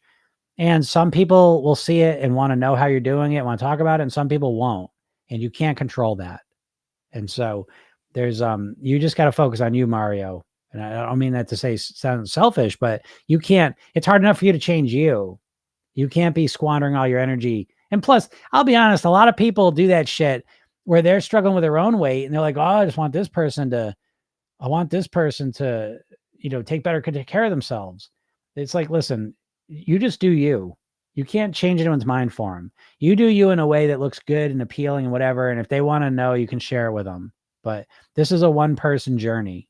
No one can make a decision for you, and you can't make a decision for anyone else. So, Brooklyn Dog Mom, I'm Italian. We're the same way. Yeah, Italian's the same way. A lot of like kind of certain cultures are really built around food. It does seem Italian and Greek are right at the heart of it, but a lot of other ones, obviously Jewish, but a lot of them is just like everything is food. Greek, Christ, it is hard because I will say one of the hardest parts of that, if you like live in a ethnic environment. And I'm not gonna say it's just ethnic. You know what? Forget. Let me take that away. But it is obvious. I think it's kind of cliche, but I think there's some truth to cliches sometimes. But certainly like Italian, Jewish, Greek are big ones where it's this food, food, food. Now it could be anyone though. You don't have to be those especially. But what happens is one of the big challenges there becomes as you start cleaning up your eating, people get the message. Well, they can't, they don't know how to express their love for you other than through food. And so that does make things hard. There's no doubt. For my mom, I think it was hard as I stopped eating all those foods. That's how she showed a lot of love. And so that was a bumpy spot. So, but I mentioned that to you just because, rarely is it like, oh, I got to stop eating this thing. It's not the like not eating something. It's usually it's the deeper things going on. It's I want to eat cleaner, but then I'm not gonna be like my dad, or I want to eat cleaner, but then my mom's going to make something. I'm going to say no to it. I'm going to feel like I'm, rebuffing her or something, And so a lot of times these subtle little things that are driving our behavior more than we think they are. And so I like to take the little subtle things and bring them up to the surface and say, what do we want to do with this? We got to deal with this. And not to say it's always an easy solution because it's not, but at least if we can become aware of what the real challenge is, then we can go to work on a solution, because it was very hard for me and my mom and my family. I say, thank God I had my wife, who was my girlfriend at the time. But that was it. Literally, there was no other support system. I was basically, it was made to seem like I was shunning everyone because I was turning away from all the foods we always ate. And so I had to work through that. It wasn't easy. But again, I was so focused and motivated, I would have never changed it. So again, it wasn't easy, but we got to recognize the real challenges that are ahead of us, in front of us, and figure out how we're going to deal with them. Jan says, I couldn't believe how many sauces and dressings I had in cabinets with lots of sugars. Yeah, trashed, right? Good for you, Janet. Yeah, it's true. I mean, sugar is just crazy. When you look at sugar is in like everything. And you got to be careful. There's 60 different names, probably more than that now, 60 different names for sugar. So, it's a tricky world out there. The sugar industry is bonkers. What's up, Heather? I can't help think I'm on day 25 of the program and should have made more progress. Gotta not only associate 8 weeks with weight goals. Yeah, no, I get that, Heather. I always tell people this, that, program yourself thin. It's not about how much weight you lose in 8 weeks. It's about how much strategy and process and structure you create for yourself in 8 weeks. Because who gives a shit what you do in 8 weeks? I mean, God, haven't you all done that enough? Do you know what I mean? Like it's anyone can lose weight for 8 weeks, but if it's not sustainable, who cares? So what I like to do with my clients is like install a new paradigm in their mind of how to think about weight and how to go about achieving the goals that they want to achieve. But to your point though, too, it's also what we're all doing in the program to some degree is really, what's the word? Deprogramming ourselves from a diet mindset. If you've been wanting to lose weight for a long time, I think a good way to think about it is it's like you're in a diet cult is a good way to think about it. And you have to deprogram yourself. You've been thinking about weight loss through a dieting prism for probably your whole life. So it doesn't just go away. It's natural to kind of revert back to thinking about things that way. So it's not unusual, Heather. But every time those things come up, you deal with them. You look at it and say, okay, how do I want to deal with this? And you reinforce what we're talking about here in the program, if it makes sense to you, or go back to dieting. You always got a choice, Asma says, hello, when I finish my workout, I feel angry and frustrated, like I'm not feeling good. What's the reason? That's very interesting, Asma. Usually people start to, they when the workout ends, that's when all the good stuff happens. So that's very unique. But I would suggest maybe your workout's not a good workout for you, and look for some other workout that does make you end feeling good and happy about yourself. Brooklyn says, Sunday is my day to meal prep for my 5 eating clean days. Yep. That's a huge help to me. Thank you. Yeah, exactly. Yeah. Same with me. I'm ready to go. I used to do mine on Sunday. And then again, like I always talk about this logistics. Logistics is such a huge part of your weight success. And logistics is just like making sure you got the foods when you need to eat them. Because I mean, how many times has your diet been blown because you got hungry and you didn't have a healthy option? You chose the unhealthy one. Now you're off track. So yeah, having the right foods and getting that locked in is a big one. So for me, a lot of times I would go on Sunday and get the salad stuff. And I was like, it was a pain in the ass. I didn't want to do that on Sunday. And so I turned it into Monday. And so now I usually go Monday at 8 in the morning. It takes me literally, it's like 28 minutes there and back to get the stuff and back. And I wish I could find a shorter way to do it. So I really have optimized that, but that sets me up for success for the rest of the week. So yeah, having a plan for your week is really, really important. Yeah, it says it's not results right away. It's just a feeling. Yeah. I mean, you might be pushing yourself too hard, Asma, but regardless, if something feels like shit, like you might want to try a different way. And again, with dieters, the no pain, no gain concept, I think is so toxic. Like if that's what you want to do, knock yourself out. I see people that have that philosophy that are in that they're all, because it's funny. Like, how do you define good shape? We define it pretty crazy now, right? I mean, like if you're going to be like ideal shape is what? 6-pack, defined muscles, like single digit body fat. It's, and if it's not that, then that's not the best shape, But anyways, what exercises are you doing? You might be overdoing it. I mean, clearly, if you feel that shitty, you better find something different. You're just going to quit. So those are your options, most likely. You're either going to continue doing what you're doing and feel shitty at the end of your workouts. You're going to quit doing the workouts because you keep feeling shit at the end of them, or you're going to find workouts that make you feel better at the end of them and keep doing those. It's kind of simple, right? You got 3 options in front of you. Erica says, yes, dad is abstinence-minded for sure, so he believes moderation is not possible. Wrong. Wow. Well, that's tough, Erica. But, on the flip side, we can reframe things any way we want. So the beauty is that you get a role model in your life that really, really, really makes clear how much abstinence doesn't work for you. And so that's so fascinating. Moderation kills, huh? Very interesting. User 162, it's hard when family pokes fun at you for eating well and then pressures you to eat what they eat. Agreed. It is hard. I've said this a million times, but I remember when I started on this journey, I had a family member say, they're like, what are you, joining a cult? Right. And I always say this because it was very personal to me because I was always reflecting on my dad. I'm like, okay, if I'm going to drop all this weight and become healthier, you'd think everyone would be cheering me on because my dad died at 54 of a heart attack. No, not the reaction I got, not the response I got. So yeah, so it's tough. We got certain people around us that will literally try to sabotage you.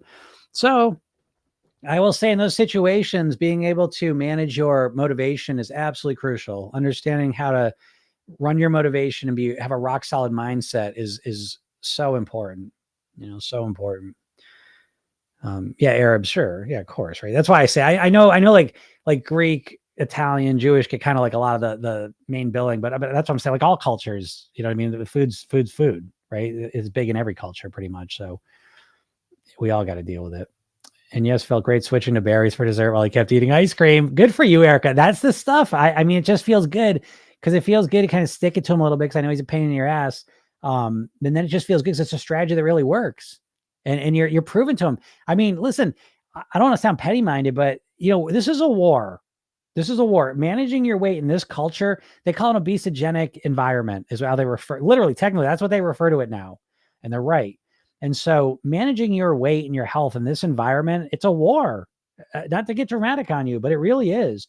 There's nonstop messages coming at you, nonstop culture and food coming at you, trying to sabotage you. And so we got to approach this as a war. And so if revenge and, having a person in your life who's been kind of a pain in the ass and you want to show them, there's no problem using some of that as motivation and part of your thing. You don't have to be the whole thing, but I'll use anything at my disposal to get the results I want. That's how important it is to me. And so I know it feels good to eat those berries and just, well, he's keeping ice cream, you're eating berries. I know that look on his face and that experience probably tasted better than the ice cream. So I know stuff like that feels good.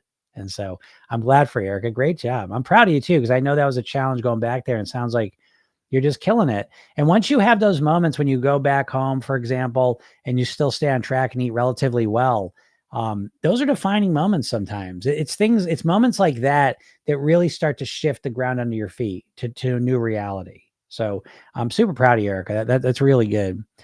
Shireen says, getting on a plane to come home, did a lot of walking, a little bike riding while away, kept the adult beverages to one and done. Big win. Tomorrow back to regularly planned schedule. Yeah, so Shireen's on the program. That's just super. That's mwah, right? It's everything. It wasn't no alcohol. It was one and done. Super, right? It wasn't exercising crazy. It's just that's perfect. It's all about having like real flexible strategies that we can use in real world.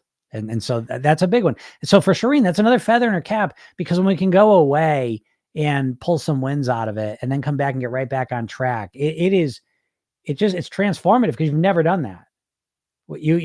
Have you ever gone on vacation? You ever been like in ketosis, go on vacation, eat everything, then come back the next day and get right back into ketosis? You tell me how many times that's happened to you. Okay. And insert what you want. Intermittent fasting, counting your points, tracking your calories, 1,200 calories, no sugar, whatever. You tell me when you get back from your vacation, if you actually enjoyed yourself. I'm not talking about vacations you're miserable through. I'm not talking about those. I'm talking about vacations where you go and you start eating the bullshit and enjoying yourself and then coming back. Do you ever just day one get right back in your plan? Or do you ever look forward to it? Probably not. Longevity says, my dad died of heart failure a few years after he told me I looked like shit. Guess I was too thin, LOL.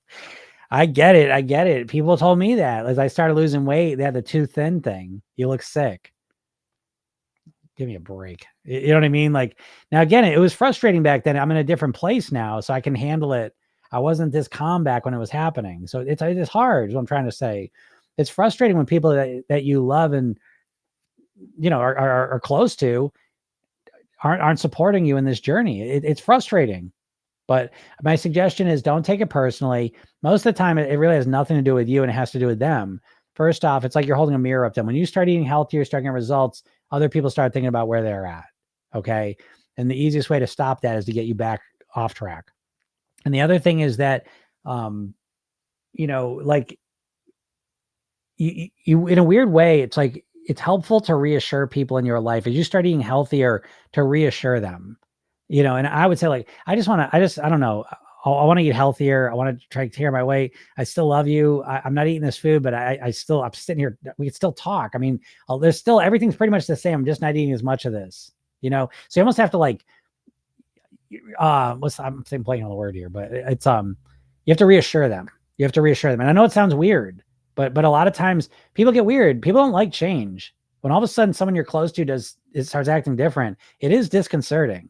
It's hardwired into our brains. It really is. So if you reassure them, as much as you shouldn't have to, and then you're frustrated you have to do that, it'll actually most likely get you better results long term if you do.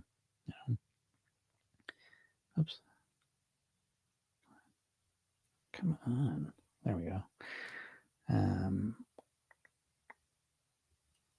Yeah, Heather says, I love the 15-minute pain-inspired motivation. Hard to apply when you're only 10 pounds over. Yeah. Well, Heather, yeah, that wasn't for you, Heather. You got to look at that 15-minute pain motivation. You should really focus on the emotional piece of it. So yeah, that's the thing for you, right? Because it's not the 10 pounds, as we talked about, so I will tell you this, Heather, this is the secret, because everything's relative. And so you've been the way you've been thinking about your weight for so long that it just isn't, that's how you are. That's how you think about it. So the secret to getting some distance on that is to be thinking about yourself the way you want to be. And we tapped in that a little bit. that last call you were on, right? Where we were talking about, I mean, think about that for you, right? Think about how, I hope that conversation was profound because again, Heather's super smart. So it's like you're super smart and action oriented, but you're also trapped in a perspective. And it's very difficult to see outside of that.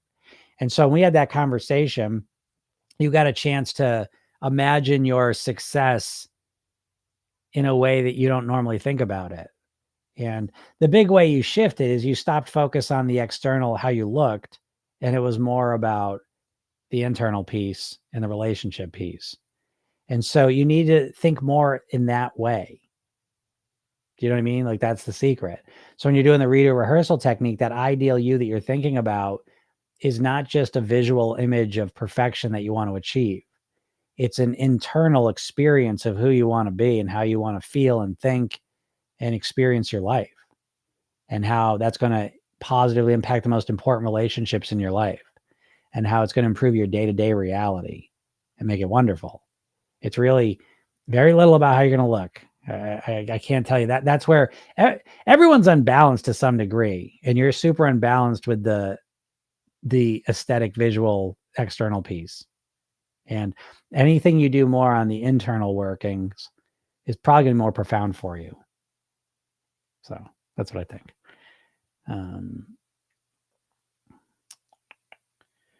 Mario says, people have told me that wanting to eat healthy or count calories is disordered. I hear you with that one. It's a crazy world with that. I've said this before, and someone sent me an article that I couldn't read. I had to sign up for shit, and I was like, I'm not doing it. But I got the gist of it. And it's basically, I've said this, that I think the body positivity movement, I like the part with the no shame and loving yourself piece. I love that part 100%. Your weight does not define you. It does not define your value in the world. Okay. I believe that 1,000%. But the part I don't like about the body positivity movement is that they really link, they can say being obese is healthy. I've not seen the numbers for that. And what goes right on the other side of that is that everything's disordered thinking. I'll make a video talking about, instead of just thinking about eating the food, the pleasure of eating it, focus on the consequence, how you feel afterwards. And people will say, I'm promoting eating disorders and it's disordered thinking and all this other shit. And it's like, wow, what a fucking crazy world we live in. Cause it's like almost 75% of the population is overweight or obese. Weight related issues are neck and neck with smoking for the number one cause of preventable death. But now this positive, so what I'm saying about the body positivity, I would not be surprised if the body positivity movement is funded by the food industry, and I don't mind saying it. Again, I like the part where we accept everyone for who they are, because I think discrimination based on weight is, Jesus Christ. I mean, I hope we're moving beyond that as a society, but we can't conflate the message with being obese is healthy. It's not. I think we know that. And so the reason I'm doing this isn't because I want everyone to be thin and look thin. I don't give a shit.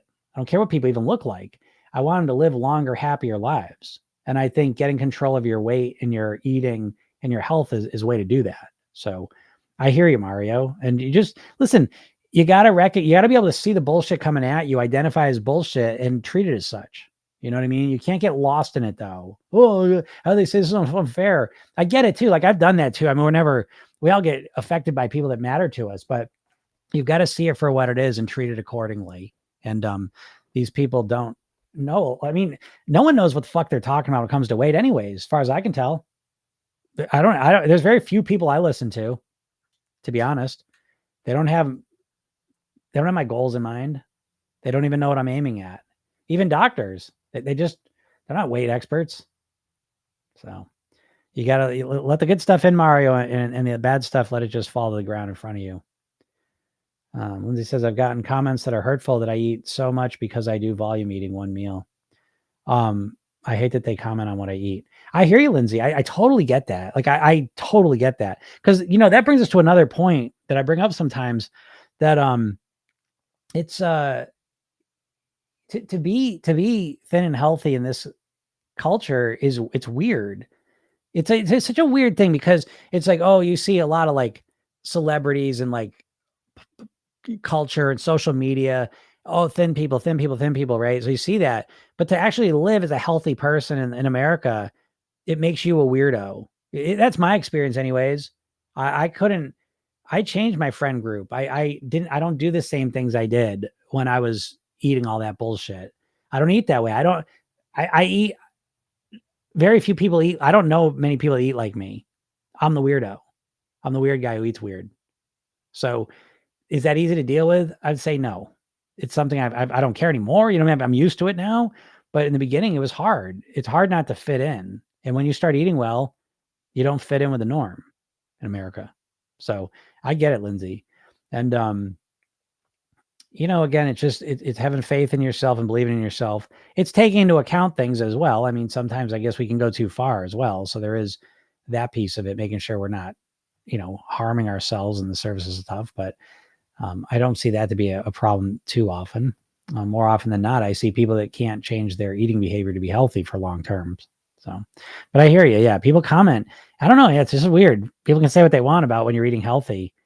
I've had people say that. I would never, just wait, something. So yeah, Lindsay, I get you. I hear you there. Yeah. Heather said, thanks for a reminder. Yeah, Heather, no problem.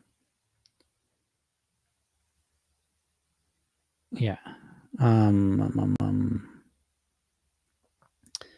What's up, Lena? Is dairy okay for weight loss?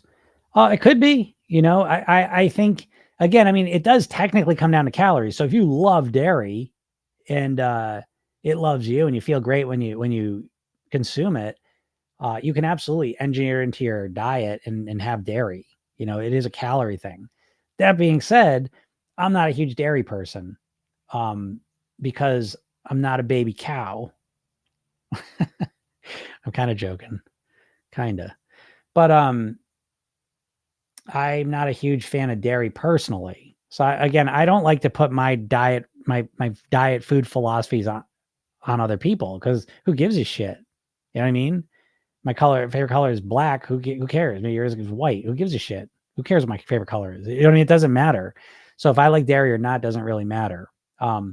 That being said, sometimes with dairy, what you don't hear a lot of is that it can be inflammatory. You certainly could be lactose intolerant to some degree, so it's upsetting your stomach. There are typically a lot of calories in dairy.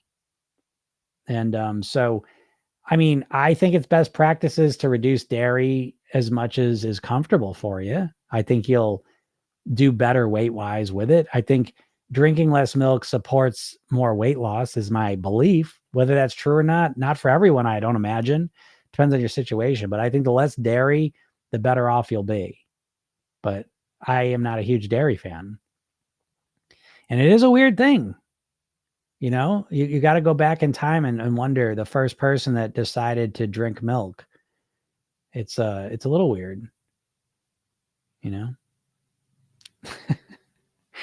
But anyways, Deanna says, really trying to work more on internal, but the scale is still very frustrating to me. Oh, I get that. The scale, I know the scale is just a funny thing. The scale's so funny, It's like, though, I see this in so many things of the paths of mastery, whether it's yoga, guitar, basketball.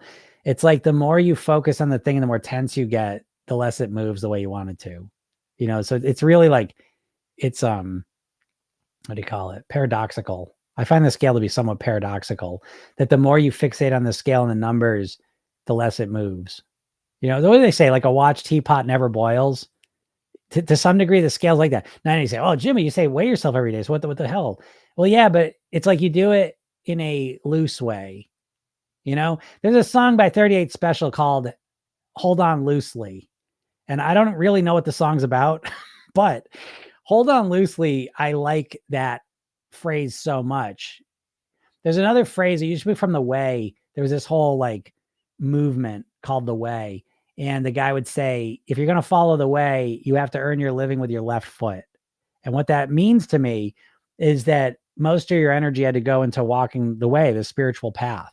And you had to figure out a way to make your money in a way that didn't consume all your mental, emotional, physical energy. And so I've brought that idea into the weight piece where like the scale's there and I'm aware of it to some degree, but I'm more aware of the things that lead to the number that I want to have. And so I have somewhat of a relative indifference to the scale that I've developed. And I developed it before I lost the weight. So I'll make that clear. Where the scale was really just a sense to let me know where the winds were blowing that day and where things were at. But really what was defining what was going to be on the scale ultimately was going to be how I eat today and how I plan on eating the rest of my life. So I loosened up my grip. Now I've used the exact same thing with my business. When you start a business, I mean, unless you're lucky, I suppose, you don't just go into it and say, okay, I'll do this business, but as long as I start making some money. Well, okay. I mean, you need some of that for sure, but you also need some, if I don't make any money right now, I'm still going to keep going. Because when you start weight loss, when you start a business, the weights in the money in the beginning, in the short term, are unpredictable and inconsistent. So if you're basing your motivation on getting the results you want right away, or you're going to quit, you're going to be in a tough spot. So I totally get the scale and the frustration of things not moving the way you want them to go. But I think it's an opportunity to reflect on, it's not the scale that's the problem. It's your eating and your lifestyle. And so if the scale's not moving the way you want to, I always just went back to eating and lifestyle. And how can I get those more dialed in? So I didn't feel frustrated then, right? Because you're feeling frustration on the scale because you're like, I don't know how to get to go lower. Yes, you do. But you're wasting all that energy getting upset about the scale instead of using that energy to dial in even more your eating and your lifestyle. So that the scale goes where you want it to go. I don't know. I hope that makes sense to you. I had to find new friends, younger ones, old ones, too old. Yeah. You got to find, you got to find people that are going to support you. Absolutely have got to have at least 1-2 people that you're on the same wavelength with on this journey. You do. Because it's like, otherwise you're always going to settle into where your friends are at.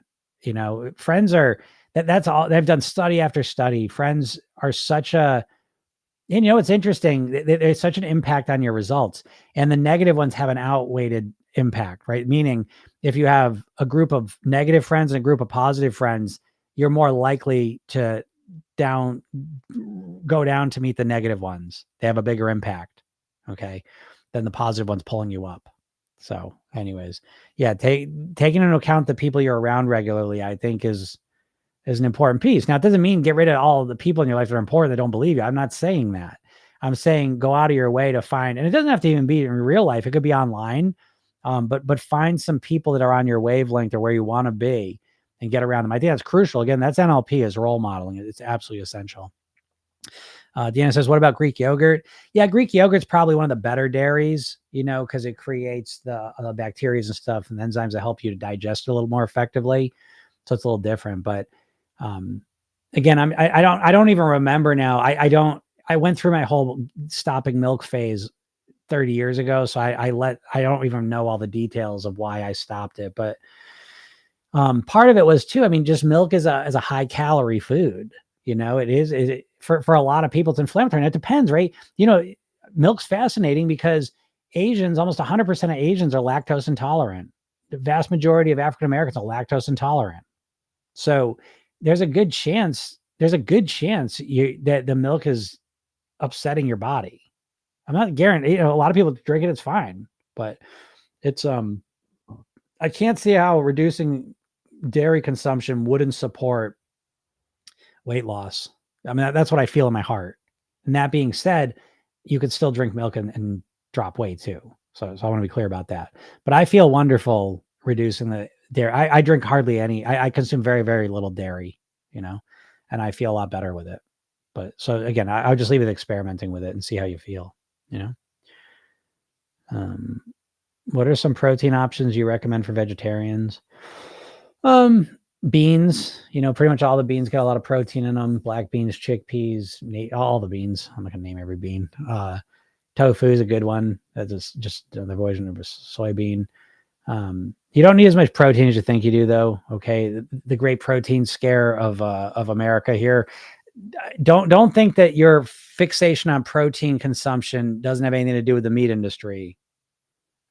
Because my question for you is, worried as you are about my protein intake as a vegetarian, let me ask you, when you've ever even heard of a protein deficiency test. Have you ever taken a protein deficiency test? Your doctor ever recommended one of those for you? You ever heard of one of your friends taking one of those? It's pretty difficult not to get enough protein in America here.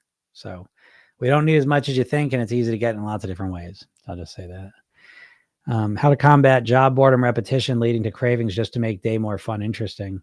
I mean, Erica, that's a great question, but don't ask me to answer that for you. You know what I mean? You got to ask that question genuinely to yourself. How can I make my day more fun and interesting? Because your day, when it's most boring, when you're most triggered. And so begin asking, zoom into that. Okay. Meaning don't just be like, oh, the day's boring. The day, that's an 8-10 hour day you're talking about. Okay. It's more boring at certain times than others usually. So start with that. When's it most boring? Oh, in the afternoon, it's most boring. Okay. What can I do in the afternoon to kind of break the day up a little, make it a little more interesting? And of course, I don't know what your answer could be because I'm not you. But if you start obsessing on that question, I promise you in a week or two, you'll have a couple new strategies at play that might change everything. All right. Mario says, it's very weird, Jim, about the milk discovery thing. Why would anyone ever think to do that? I think about that a lot. It's so weird, right? The first person that did that, and it's weird that it's just cows. Cows are just a funny animal to me. It's like we build I mean, people living their entire lives built around cow nutrition. It's weird. It's not even a real animal, Just hold on loosely, but don't let go. You cling too tightly, you're going to lose control. So true, right? Exactly, Erica, right? That's what I'm talking about. Hanging on loosely, like you're hanging on, but not too tightly. Does that make sense? There's a lot of wisdom in that phrase. I can't articulate it any better than that, but if you think about it, there really is. And I think there's a lot of wisdom when it comes to our weight and our health in that phrase. Because with dieting, we're holding on too tightly, right? Too tightly. Oh, I'm not gonna any calories, no carbs today. And we're so tight. And then we do it for a little while and then we can't hold on anymore and we let go. Okay. So the sweet spot is kind of like holding on loosely, be a little more flexible, save some energy. You're going to need it. So glad on that. That's awesome. Thanks for writing that, Erica, because that's exactly what I was thinking. And I think about that a lot. I don't know why. So, all right, everyone. Thank you so much. You guys are awesome. These are great questions today. It's so awesome to hop back in. I miss doing these. I love doing them even when I'm not doing them. Not enough to do them while I'm there, but to come back, I'm always happy to get back on here with you all. So yeah, thanks so much. If you're not in my world yet, go to my bio, click the link, listen to the hypnosis session, watch the video. And if you're serious, get the program now. So the program's available. Again, I don't know, you'll see it even still, but it'll be more obvious. But yeah, it's $300 now. You can split the payments up, and it's guaranteed. I guarantee this will help you if you use it. So there's that as well. All right, everyone, have a super duper day, and we'll talk soon. Bye.